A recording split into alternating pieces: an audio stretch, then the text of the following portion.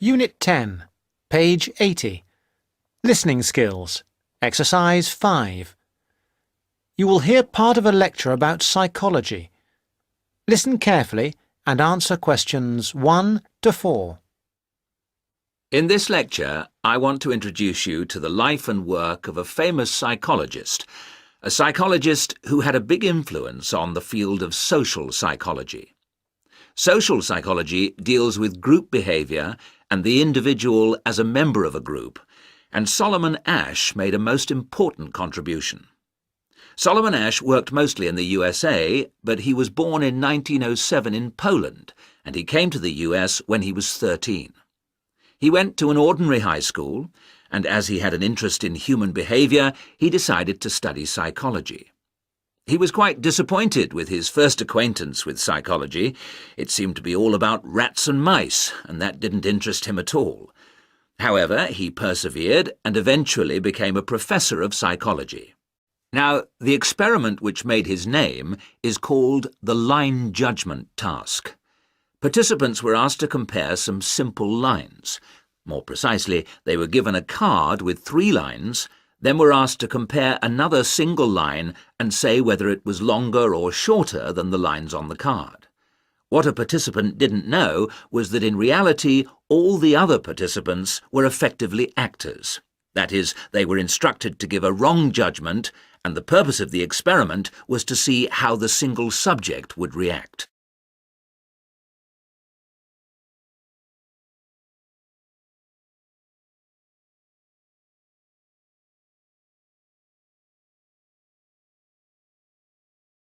Unit 10, page 81. Listening skills. Exercise 9. Now answer questions 5 to 10. The subject would hear the others saying things about the length of the line which were clearly false. Most subjects answered correctly, in spite of the incorrect judgments of the others, but a proportion, 32%, conformed to the majority view, the incorrect view. This proportion was much higher than anticipated. Before the experiments, they'd thought 15% or lower might do this. To give you a bit more detail, I have an illustration up here on the board. A group of 6 or 7 people were given a card with 3 lines on it. There is a short vertical line, on the right of which is a longer line, and on the right of that there is another, still longer line. However, it's clear that the longest line is the right-hand one, the second longest, the middle one, and the shortest is the one on the left. The participants were given a second card with just 1 line on it. I should add that in these experiments people became very distressed. They found it very hard to deal with a situation where people were telling them things which were against the evidence of their own eyes. One woman became extremely agitated, running about measuring and looking and checking and shouting in a kind of massive anxiety. Now, what experiments which occurred sometime later found was that other factors can influence the result. For example, when there were more so-called participants, there was even more conformity. On the other hand, when people were able to respond in secrecy, by writing the result down, for instance, they made fewer incorrect judgments about the lines. Subjects gave various explanations for why they made the decisions they did. Although they weren't put under pressure by the experimenter, many felt that they would somehow spoil the experiment and upset the person running it if they didn't agree, no matter how stupid they felt. More simply, in other cases, they said they just wanted to not show themselves in a bad light.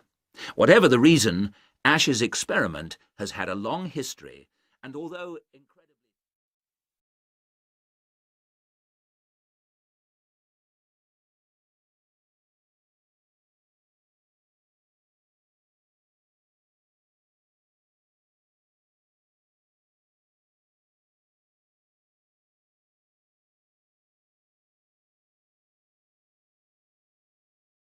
Unit 10, page 83. Speaking skills. Exercise 7. Speaker 1. The place I've decided to talk about is Dartmoor, which is in the south of England. I used to spend a lot of holidays there when I was young. It's a really wild place, fantastic for walking. It's got an amazing atmosphere. Speaker 2. The place that's really important to me is my garden. It's not very big, but it's mine, and I know I can relax there. Looking after the flowers always gets rid of any stress. And it's colourful too. Speaker 3. I've chosen to talk about a cafe I go to in town. It's where I go to meet my friends. There's always a good atmosphere, and it's nice to just sit and watch other people walking past.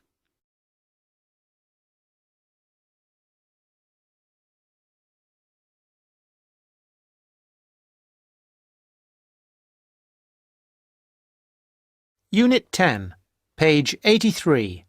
Speaking skills. Exercise 7. Speaker 1.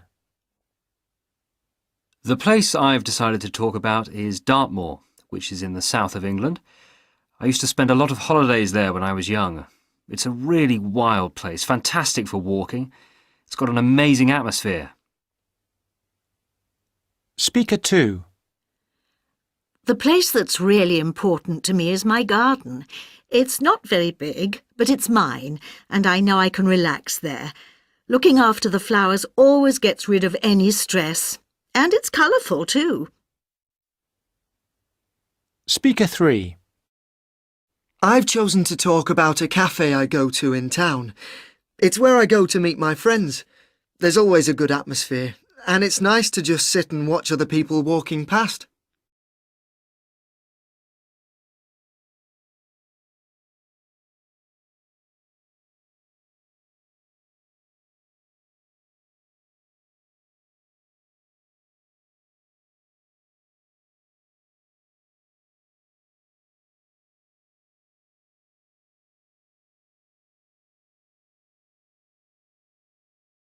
Unit 10, page 84. Speaking skills. Exercise 12. I tried a parachuting course last year. I liked it a lot.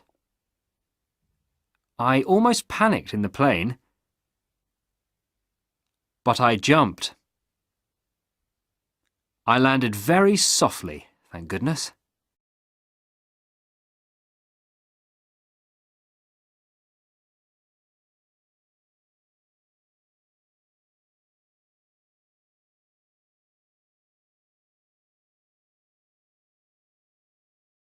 Unit 10, page 85. Exam listening. Section 3. You will hear some students discussing an assignment. Listen carefully and answer questions 21 to 24. Well, Fiona, we certainly have a lot of work to do this weekend. I wish now I hadn't spent so much time on my other assignment. Don't say that. You did really well. 80%. Yes, but this is different. It's not hard, really. It's just all a bit of a rush. We had loads of time to get the other one right, but this one is all a bit pressured. That's what makes me anxious, despite the preparation we've done. You shouldn't worry. What could go wrong? Look, let's look through what we can do to make sure it's okay. Well, the main difficulty that's bothering me is about defining the terms of reference. It's supposed to be about approaches to social welfare, right? Yes, but we're not expected to give a survey of what that means. That's not the point. We're supposed to be comparing the way welfare is approached in collectivist societies and what you might call capitalist societies. So we can concentrate on just that contrast. Yes. The other thing that bothers me is that I'm not really committed to either view. Well, I have strong opinions of my own, but that's not supposed to colour my judgment. How do you mean? Well, what you write for this is supposed to be unbiased. It specifically says that you shouldn't give a personal view.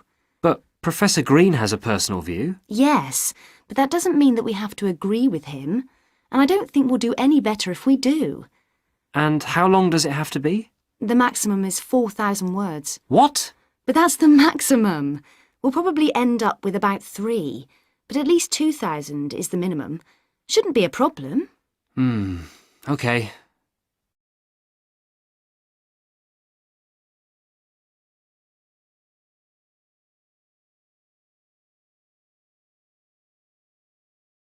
Unit 10, page 85. Exam listening. Now answer questions 25 to 30. Now, where can we get some information on all this? Well, we could ask Olive over there. Olive, you did this assignment last year, didn't you? Not this one exactly, but something similar. The most important thing is to get Professor Green's lectures on the welfare state. Is he good? Oh, very good. Didn't you know he was lecturing? No idea. Well, he is. He's at the Beckett Building on Tuesdays. I think he's starting this week, so you'll be able to get the series of 6. He deals with the underlying philosophy as well as the economics of it all. It's at 10 a.m.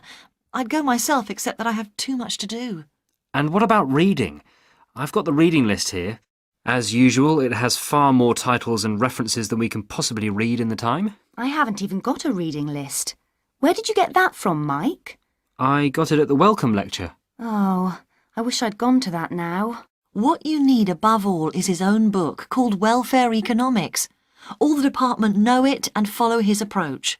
Oh, right. Good idea. Perhaps we don't need to go to the lecture if we have his book.